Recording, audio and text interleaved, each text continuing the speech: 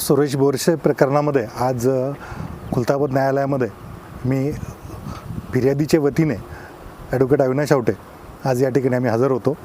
खरं तर फिर्यादीच्या वतीने जेव्हा गुन्हा दाखल होतो त्यावेळेस पोलीस ही फिर्यादीची केस मान्य न्यायालयासमोर मांडत असतात. आम्ही फक्त सहाय्यक सरकारी वकिलांना सहाय्यक करण्यासाठी आज आम्ही इथं थांबलेलो होतो. परंतु आज मान्य न्यायालयामध्ये जे पोलीस उपनिरीक्षक नागरगोजे होते यांना आज प्रोड्यूस केल्यानंतर त्यांची न्यायालयीन कोठडीची मागणी केली. त्यांना पोलीस कोठडी आज पोलिसांच्या वतीने मागितलेली नव्हती आणि न्यायालयीन कोठडी मागितलेली असल्यामुळेच आज त्यांना न्यायालयीन कोठडीमध्ये पहिले मान्य न्यायालयाने घेतलं आणि त्यांच्यावरती लावलेली जी काही कलमं होती ती 4ही कलमं, पहिले 2 कलमं होती ती पण बेलेबल होते आणि आज काही पोलिसांनी अजून 2 कलमं त्यामध्ये समाविष्ट केली होती, तीसुद्धा बेलेबल होती. आणि बेलेबल कलमं असल्यामुळे आज मान्य न्यायालयाने MCR केला आणि MCR केल्यानंतर लगेच आरोपीच्या वतीने जामीन अर्ज दाखल झाला. जामीन अर्जाची ऑर्डर आज माझ्याकडे या ठिकाणी हातामध्ये आहे. जामीन ऑर्डरवरती मान्य न्यायालयाच्या फाइंडिंगची एक ओळ अशी आहे, the investigation officer is not present today and not file his से.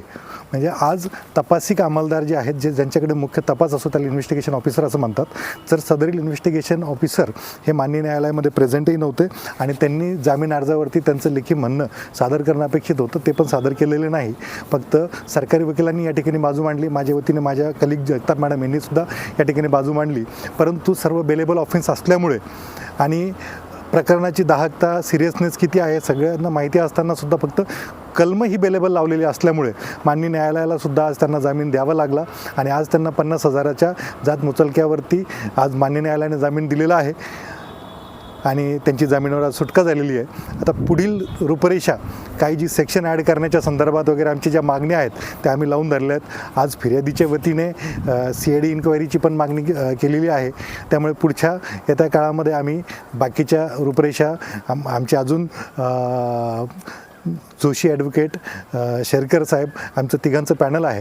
आम्ही तिघे मिळून फिर्यादीसोबत सविस्तर चर्चा करून पुढच्या कायदेशीर उपाययोजना आणि पुढचे सेक्शन वाढवण्याच्या संदर्भामध्ये योग्य त्या प्राधिकरणासमोर, योग्य त्या न्यायालयासमोर आम्ही दाद मागणार आहोत.